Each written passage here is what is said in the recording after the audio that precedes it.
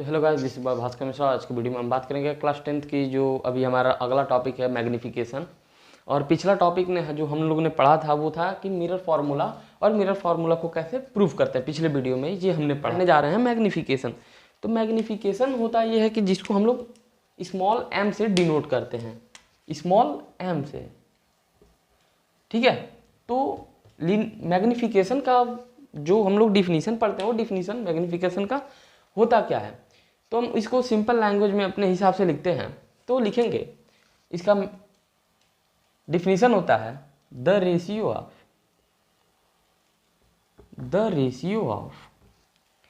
Size of image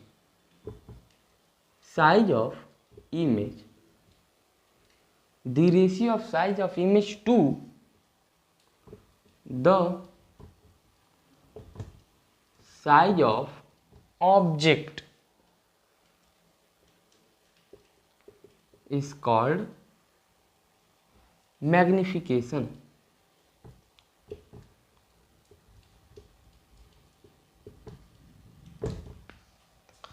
तो इसमें हम कहना ये चाहते हैं कि द रेशियो ऑफ, अब रेशियो यानी लिखते हैं, रेशियो कब लिखते हैं जब किसी चीज़ को हम डिवाइड करते हैं। यानी जैसे मान लीजिए कि ये है और इसको कहेंगे कि हमको रेशियो में इसको डिवाइड करना है, तो इसको हाफ हाफ कट कर देंगे तो ये डिवाइड हो जाएगा। इसको कट कर दिए तो ये रेशियो में डिवाइड हो गया, हाफ रेशियो, ठीक है। तो अब हम इसी चीज़ को हम सिंपल लैंग्वेज में लिख रहे हैं, the ratio of size of image to the size of object is called magnification. तो मैग्निफिकेशन का ये दो चीज़ इसमें हैं, दो इसमें चीज़ें जो है size of image and size of object, ठीक है। तो साइज ऑफ इमेज और साइज ऑफ ऑब्जेक्ट, तो यहाँ दो बात समझने के लिए है। Size of image, size of object, देखिए जैसे मान लीजिए कि ये कोई भी इसमें, ठीक है, एफ हो गया, सी हो गया। अब ये देखिए ये क्या है, ये जो है हमारा साइज ऑफ ऑब्जेक्ट है।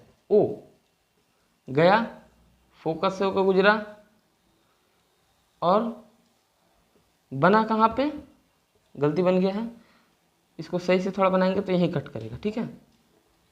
क्योंकि हमको पता है कि सेंटर ऑफ कर्वेचर पे रहता है कोई भी ऑब्जेक्ट, तो उसका हमें सेंटर ऑफ कर्वेचर पे ही बनता है। अगर ये फंडामेंटल आप लोगों ने ये नहीं पढ़ा है तो पिछले 2 वीडियोज़ और 3 वीडियोज़ में जाके आप लोग देख सकते हैं कि हमने कैसे पढ़ा है। Image found by concave mirror, mirror formula, ये 2 वीडियो बहुत इंपॉर्टेंट है जो कि आप लोग को जानना जरूरी है और एग्जाम में भी आते हैं, तो उसको जाके देखिएगा, ठीक है। अब देखिए, तो ये ओ हो गया और ये आई हो गया, ये ऑब्जेक्ट का साइज हो गया और एक इमेज का साइज हो गया, इसी कहते हैं। अब देखिए इसी को हम लोग पढ़ते हैं। अब जैसे देख लीजिए पहले वीडियो में हमने जैसे मिरर फार्मूला प्रूफ किया था, तो प्रूफ करने का मतलब ये था कि हम लोगों ने जाना था कि 1/f is equal to 1/v plus 1/u। अब जैसे उसमें हमको ये नहीं पता था एग्जैक्ट होता क्या है। अब यहाँ हम कहेंगे कि ये मार्कर एक मार्कर से बड़ा है, तो जब आपको दिख नहीं रहा है तो आप कैसे कह सकते हैं बड़ा है। अब जैसे ये कह दी ये मार्कर इस मार्कर से बड़ा है, क्यों बड़ा है, क्योंकि इसमें कैप नहीं है। अब कैप नहीं होने के कारण आपको जब सिंपल दिख रहा है, जैसे मान लीजिए ये घर है, ठीक है, किसी का भी घर हो सकता है, आपका ही घर है, मान लीजिए ये घर है, ठीक है। हमने कहा कि ये घर बड़ा है, आपने कहा कि ये घर बड़ा है, तो हम कहें क्यों, मेरा घर भी तो बड़ा हो सकता है ना। तो फिर अगर मैं यहाँ कहूँ कि ये आपका घर है और ये मेरा घर है, तब आप कह सकते हैं हाँ ये बड़ा है। क्यों, क्योंकि हमने इसको मैग्नीफाई करके देखा है, मैग्नीफाई करके यानी बड़ा करके देखा है, इसको देखा है स्पष्ट रूप से, इसीलिए हमको पता चल रहा है। तो इसी कहते हैं मैग्नीफिकेशन, ठीक है।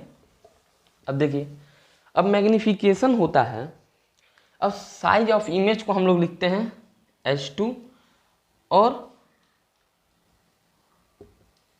Size of image, size of image को क्या लिखते हैं h2 and size of object को क्या लिखते हैं, साइज ऑफ ऑब्जेक्ट को क्या लिखते हैं h1।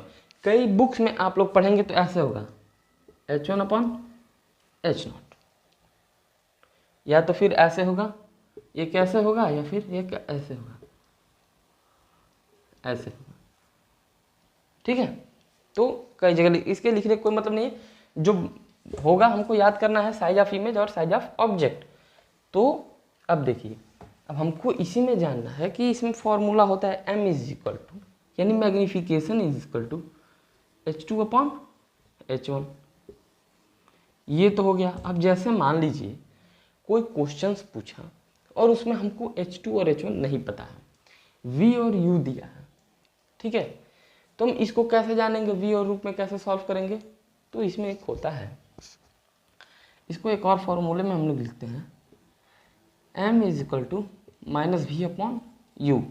ये एक और मैग्निफिकेशन का ही हो गया। इसी कह रहे हैं size of image upon size of object, लेकिन ये थोड़ा निगेटिव में होता है, इसलिए क्योंकि पिछले वीडियो में हमने डिस्कशन किया है मिरर फार्मूले को जब प्रूफ किया है, तो उसके बाद साइन कन्वेंशन में भी बताया है कि ये माइनस होगा, तो उसको जाके आप लोग जरूर देखिए, ठीक है। तो ये आप लोग को कहेंगे कि ये तो हम लोगों ने केवल देखा है, अब मानेंगे कैसे कि माइनस भी अपॉन यू होता है? तो मानने की जैसे बात है, तो हम लोगों ने पढ़ा था मिरर फार्मूले में, प्रूफ किया था दो ट्रायंगल्स, उसी ट्रायंगल से हम मानेंगे कि उसमें हमारा इक्वेशन नंबर फर्स्ट कुछ आया था। तो from equation first, from equation first, पहले इक्वेशन से हमको पता चला था, क्या पहला इक्वेशन था A B upon A dash B dash, A dash B dash, A B upon A dash is equal to P A upon P A dash. एक बार और मैं आप लोगों से कहना चाहता हूं कि अगर इक्वेशन फर्स्ट को आप लोग देखना चाहते हैं तो मिरर फॉर्मूला को जाकर आप लोग देखिए और उसको 2-3 बार प्रूफ करिए। ये मेरी तरफ से एक रिक्वेस्ट है और वो बहुत इंपॉर्टेंट है। तो फ्रॉम इक्वेशन फर्स्ट को और कह के हम लिख सकते हैं, जस्ट इसको अपोजिट कर दें, A dash B B dash, एक और इक्वेशन था ना, A dash B dash upon A B, A dash B dash P A dash, P A dash upon P A. ये तो हमको मिल गया। यहां हम मानेंगे as per sign convention, sign convention के हिसाब से अब हमको यहाँ कुछ लिखना है साइन कन्वेंशन के तहत, तो हम लिख सकते हैं। अब देखिए, बताइए ए डैश बी डैश उसमें था क्या? ए डैश बी डैश क्या था? इमेज का साइज था, ठीक है, H2। फिर ए बी क्या था? ए बी क्या था? A B size of object था। उसके बाद देखिए पी ए डैश क्या था? V था, और पी ए क्या था? U था। लेकिन अब इसमें से क्या क्या निगेटिव था? निगेटिव भी तो हमको ढूंढना है ना, तो निगेटिव क्या था? H2 negative, V negative, U जो है वो निगेटिव नहीं रहता।